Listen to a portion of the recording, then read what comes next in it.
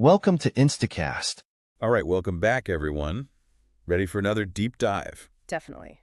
Always up for a challenge. So today we're looking at something pretty interesting. A YouTuber trying to turn 10 euros into 100,000 euros. Yeah, I saw this one. Pretty wild concept. In 30 days, no less. Ambitious. And we're going to follow along day by day and break down his strategy. See what we can learn from this experiment. Exactly. And today we're diving into day 2. So let's jump right in. The day starts with our entrepreneur waking up, get this, on a park bench. Oh, wow. That's talk about commitment, huh? Right, like he's really all in on this challenge. No safety net. I mean, that's a pretty powerful statement right there. He's not messing around. But okay, so he's got to get moving, right? What's the first move? Well, he needs a place to stay, obviously. So he hits up his friend Eugenio for a place to crash. Smart move. Got to secure the basics before you can, build an empire. Exactly. And it shows you he's thinking long-term, even in this short-term challenge. Right, prioritizing those essential needs, food, shelter. He's starting with what, 10 euros? Yeah, every euro matters. But speaking of food, there's none in sight. So, got to generate some income fast. His first idea, drawing caricatures for tips. Interesting.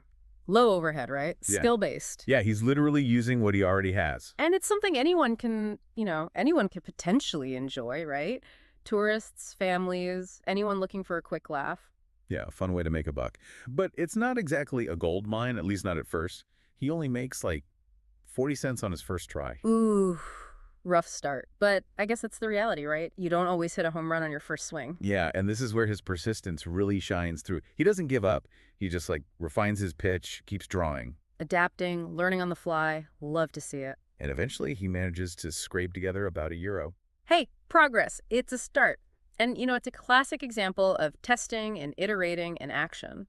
Right. He's not just mindlessly repeating the same thing. He's paying attention to what works, what doesn't. And adjusting his approach based on feedback. Which is a valuable skill no matter what you're doing. Right? Absolutely. Whether it's, perfecting a recipe, learning a new language. Or building a business from scratch. Exactly. It's all about that feedback loop. Okay, so he's at €1, but he needs to scale things up quickly. Got to get to that 100,000 somehow. And this is where his next move comes in. He decides to buy bottled water and resell it at a markup. Classic hustle. Simple, but effective. Supply and demand, baby. You see people getting thirsty, especially in busy areas, and boom, opportunity. Right. He's basically using his entire €10 budget on this, so it's a bit of a gamble. It is, yeah. But it's a calculated risk, right? He's identified a need. He's found a way to meet that need. And it pays off. He manages to sell all the water, turning his €10 into 20.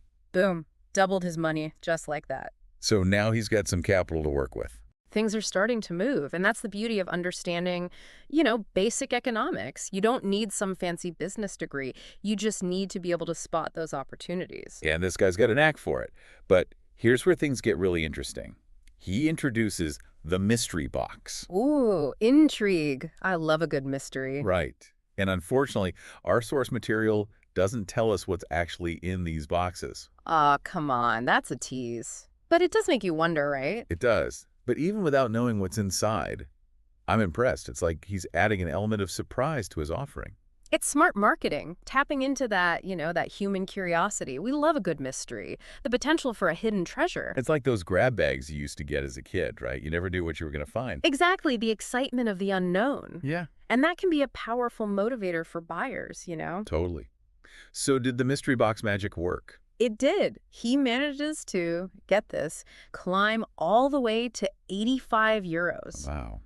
The combination of the water and the mystery, it was a winning formula. It seems so. And what I find really interesting is that he doesn't just stop there. He's constantly looking for ways to improve. Right. Like, he notices that people aren't fully satisfied with just the water bottles. So what does he do? He adds a little ribbon to each one. Simple but effective. Suddenly, it's a little more special.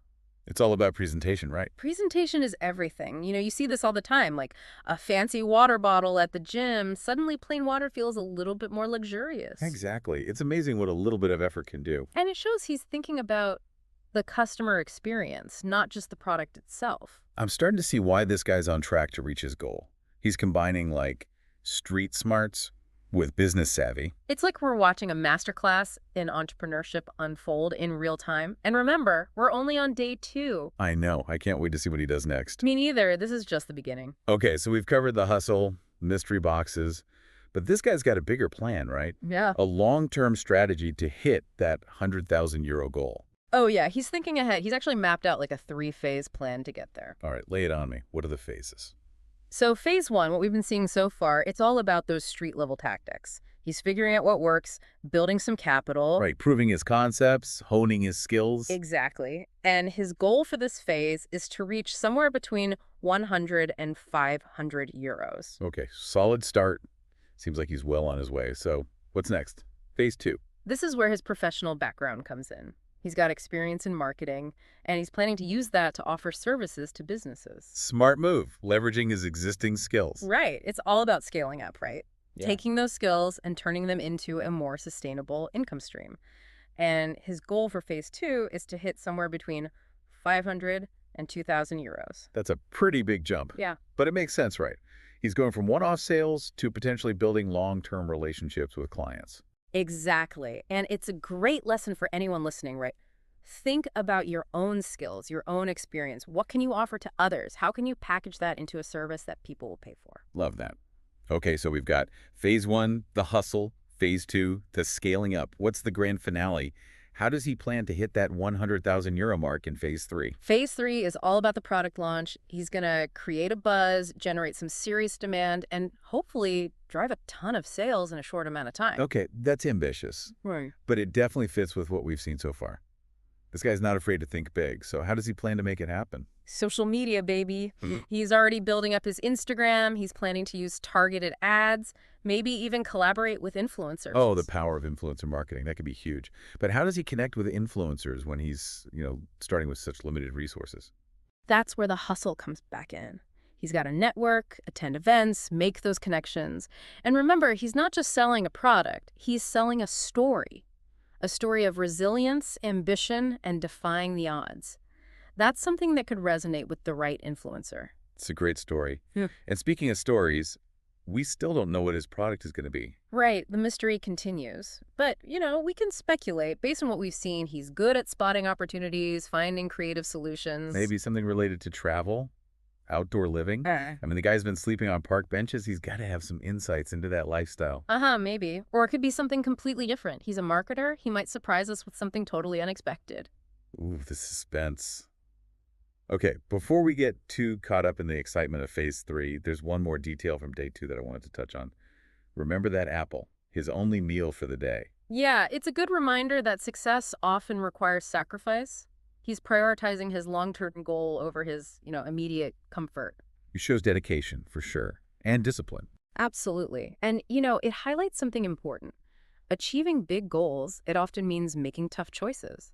Giving up certain luxuries, working late nights, maybe even facing some criticism and doubt along the way. Yeah, no pain, no gain. Something like that. But the key is, if you're truly committed to your vision, you find a way to persevere. You push through those challenges. Okay, so after all that hustling, all that strategizing, what's the final tally for day 2? He ends the day with 106 euros. Wow.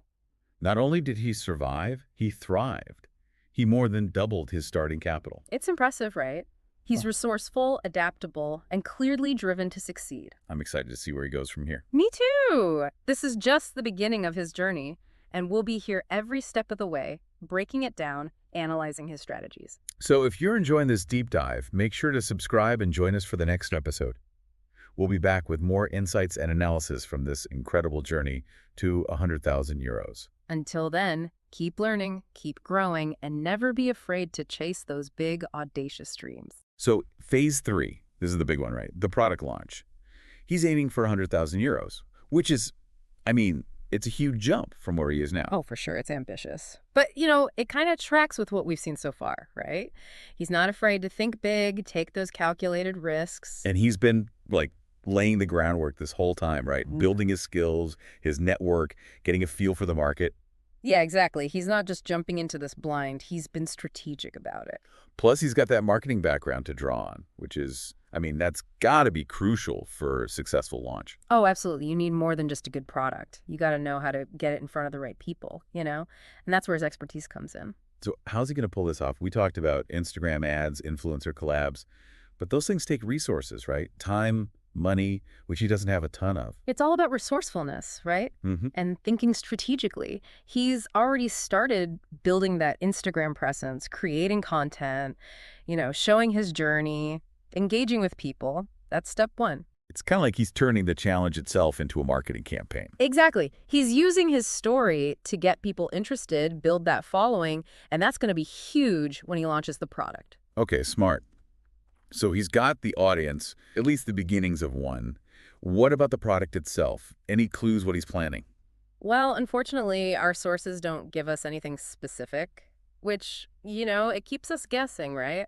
Adds to the suspense. True. I'm dying to know what he's come up with. Yeah. But we can speculate, right? Based on what we've seen so far, he seems to be good at, identifying needs, coming up with those practical but appealing solutions. Yeah, he's got that knack for problem solving. So maybe, something travel related, something for outdoor living. I mean, he's been living on the streets. Got to have some insights there. Right. Or it could be something totally out of left field. You never know with this guy. Exactly. That's what makes it so fun to follow along. Okay, well, before we get too lost in product launch land, there's one more thing from day 2 I wanted to circle back to. That apple, remember, his only food for the day. Yeah. Pretty stark reminder that success isn't always glamorous, often takes sacrifice. And this guy's clearly willing to put in the work, prioritize that long-term vision. Definitely shows dedication. And discipline. I mean, it can't be easy to focus on building a business when your stomach's rumbling. For sure. And I think it's a good takeaway for anyone, chasing big goals. Sometimes you got to make those tough choices. Delay gratification. Absolutely. Might mean giving up some comforts, pushing yourself harder than you thought possible. But if you really believe in what you're doing, you find a way. Couldn't have said it better myself. Okay, so wrapping things up, where do we leave our intrepid entrepreneur at the end of day 2? Well, after all that hustling, all the creativity, the mystery boxes, he ends the day with, drum roll please, Yeah. 106 euros. He did it. More than doubled his money, exceeded his goal for the day, and laid the foundation for the next phase. I'm telling you, this guy's inspiring. He really is. And this is just the beginning, right? We've got, 28 more days to go? Who knows what he'll come up with next? I can't wait to find out. And we'll be here to break it all down every step of the way. So join us next time as we dive into day 3 and see what new challenges and triumphs await. It's going to be a wild ride. Until then, thanks for joining us on this deep dive. Keep those entrepreneurial spirits high. And remember, no matter where you're starting from, with a bit of hustle and a lot of heart, you can achieve amazing things. And that's a wrap on another deep dive. We'll catch you next time.